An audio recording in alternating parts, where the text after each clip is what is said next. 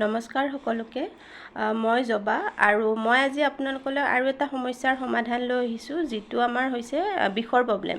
আমাৰ বিষৰ প্ৰবলেমটো আমাৰ সকলোৰে থাকে, বহুতৰে ধৰক কঁকালৰ বিষ, আঁঠুৰ বিষ বা আমাৰ যিসকলে বাইক স্কুটি বেছিকৈ চলাই থাকে তেওঁলোকৰ সাধাৰণতে আমাৰ গলবোৰ বা ডিঙিবোৰ বিষোৱা দেখা যায় বা প্ৰায়ে আমাৰ হৈ থাকে।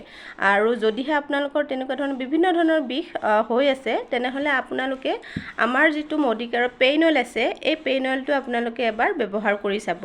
আৰু এই পেইন অইলটো আপুনি যেতিয়া ব্যৱহাৰ কৰিব, ইয়াতে আপুনি ব্যৱহাৰ কৰি যেতিয়া আপুনি তেলটো লগাব তেতিয়া লগাই পিনে আপুনি অন্ততঃ 30 মিনিটমান বা 10-20 মিনিটমান সময় ৰখিব। ইয়াতে খোজকাঢ়ি নাথাকিব বা যদি কাৰোবাৰ যেনেকৈ ধৰক ভৰিত বিষ আছে, আঁঠুত যদি তেওঁ সেই তেলটো লগায় তেনেহ'লে তেখেতে অন্ততঃ 20 মিনিট সময় বহি থাকিব লাগিব।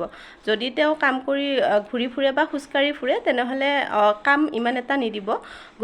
গতিকে যদিহে আপোনালোকৰ তেনেকুৱা আঁঠুৰ বিষ, ভৰিৰ বিষ, কঁকালৰ বিষ, বিভিন্ন ধৰণৰ বিষ আছে তেনেহ'লে আপোনালোকে এই পেইন অইলটো এবাৰ ব্যৱহাৰ কৰিব, এবাৰ ৰাতি আৰু এবাৰ দিনত। তেনেকৈ ব্যৱহাৰ যদি কৰে তেনেহ'লে আপোনাৰ যি বিষ আছে সেইবোৰ লাহে লাহে নোহোৱা হৈ যাব। আৰু কিছুমানৰ কি হয়, যদিহে বহুত পুৰণা বিষ আছে বা বহুত দিনৰ পৰা বিষত ভুগি আছে, বিভিন্ন ধৰণৰ মেডিচিনো খাই আছে, ভাল পোৱা নাই, তেওঁলোকে তাৰ লগতে কি কৰিব পাৰে, আমাৰ যিটো কেলছিয়াম টেবলেট আছে সেইটো ডেইলি এটাকে ব্যৱহাৰ কৰিব পাৰে দুপৰীয়া ভাত খাই উঠি। তাৰ লগতে আমাৰ যি D3 আছে, D3 টেবলেটটো আছে, এইটো আপোনালোকে ডেইলি ব্যৱহাৰ কৰিব পাৰে।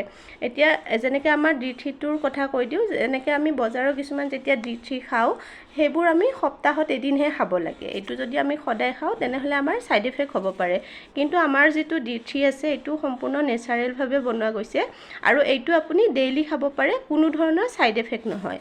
আৰু আমাৰ এই বিষৰ প্ৰবলেমটো বিভিন্ন লোকসকলে ভাল পাইছে, যাৰ কাৰণে আজি মই আপোনালোকৰ আগত এই সমস্যাটো সমাধান লৈ আহিছোঁ। কাৰণ বহুতৰে আমাৰ বিষৰ সমস্যাটো থাকে, গতিকে যদিহে কোনোবাই এই বস্তুখিনি লগাই ভাল পায় তেনেহ'লে আমাৰো নিশ্চয়কৈ ভাল লাগিব।